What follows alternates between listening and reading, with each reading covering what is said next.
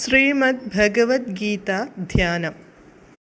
നാരായണം നമസ്കൃത്യ നരം ചൈവ നരോത്തമം ദേവീം സരസ്വതീം വ്യാസം തതോ ജയമുദീരയേത്. നഷ്ടപ്രായേഷു ഭദ്രേഷു നിത്യം ഭാഗവത സേവയാ ഭഗവതേ ഉത്തമശ്ലോകേ ഭക്തിർഭവതി നൈഷ്ടകീ. മൂകം കരോതി വാചാലം പങ്കും ലംഘയതേ ഗിരിം യത്കൃപാതമഹം വന്ദേ പരമാനന്ദമാധവം. ശ്രീഗുരും ദീനതാരിണം ശ്രീചൈതന്യമീശ്വരം. ഓം അജ്ഞാനതിമിരാന്ധസ്യ ജ്ഞാനാഞ്ജനശലാകയാ ചക്ഷുരുന്മീലിതം യേന തസ്മൈ ശ്രീഗുരവേ നമഃ. നമഃ ഓം വിഷ്ണുപാദായ കൃഷ്ണപ്രേഷ്ഠായ ഭൂതലേ ശ്രീമതേ ഭക്തിവേദാന്ത സ്വാമിന്നിധി നാമിനേ. നമസ്തേ സാരസ്വതേ ദേവേ ഗൗരവാണി പ്രചാരിണേ നിർവിശേഷ ശൂന്യവാദി പാശ്ചാത്യദേശതാരിണേ.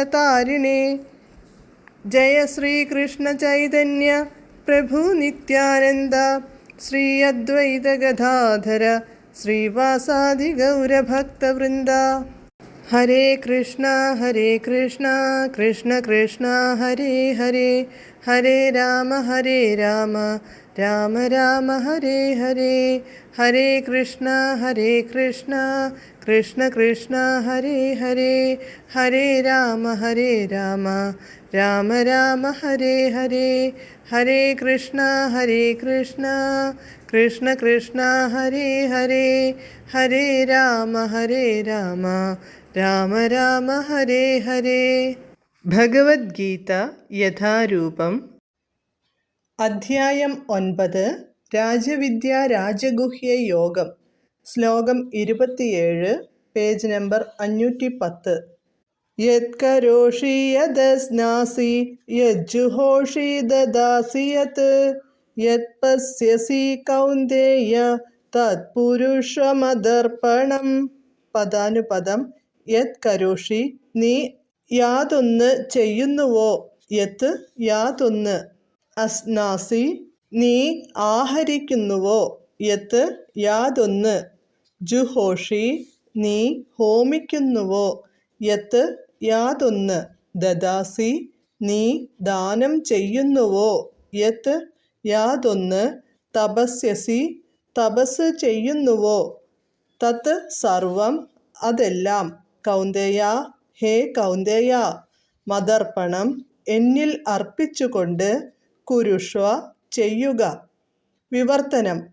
നീ എന്ത് ചെയ്യുന്നുവോ, എന്ത് നിവേദിക്കുന്നുവോ, ഭക്ഷിക്കുന്നുവോ, എന്ത് ദാനം ചെയ്യുന്നുവോ, എന്ത് തപശ്ചര്യകൾ അനുഷ്ഠിക്കുന്നുവോ, കുന്തിപുത്ര അതെല്ലാം എനിക്കായി അർപ്പിച്ചുകൊണ്ട് ചെയ്യുക. ഭാവാർത്ഥം. ഏതു സന്ദർഭത്തിലും കൃഷ്ണനെ മറന്നു പോകാത്ത വിധത്തിലായിരിക്കണം ജീവിതത്തെ ചിട്ടപ്പെടുത്തുന്നത്. ഓരോ മനുഷ്യൻ്റെയും കടമയാണിത്. ആത്മാവും ശരീരവും ഒന്നിച്ച് നിലനിർത്തേണ്ടതിനായി എല്ലാവരും കർമ്മം ചെയ്യേണ്ടിയിരിക്കുന്നു. ഇവിടെ കൃഷ്ണൻ പറയുന്നത് തനിക്കു വേണ്ടിയാവണം ആ കർമ്മമേതുമെന്നാണ്. ജീവിക്കാൻ വേണ്ടി എല്ലാവരും ഭക്ഷണം കഴിക്കേണ്ടിയിരിക്കുന്നു.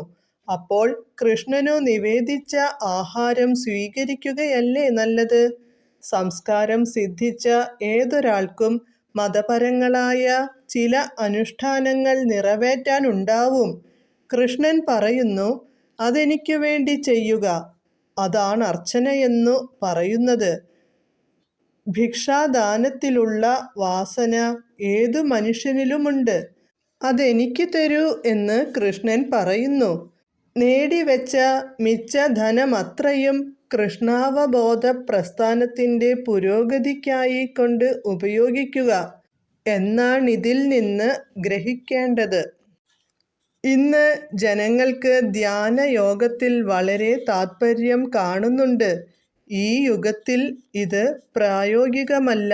എങ്കിലും ദിവസത്തിൽ 24 മണിക്കൂറും മാലയെടുത്ത് ഹരേ കൃഷ്ണ മന്ത്രം ഉരുവിട്ടുകൊണ്ട് കൃഷ്ണനെ ധ്യാനിച്ചു കൊണ്ടിരുന്നാൽ ഒരാൾ ഉത്തമനായ ധ്യാനയോഗിയായിത്തീരും, സംശയമില്ല. ഇത് 6-ാം അധ്യായത്തിൽ വ്യക്തമാക്കിയിട്ടുണ്ട്. ഹരേ കൃഷ്ണ.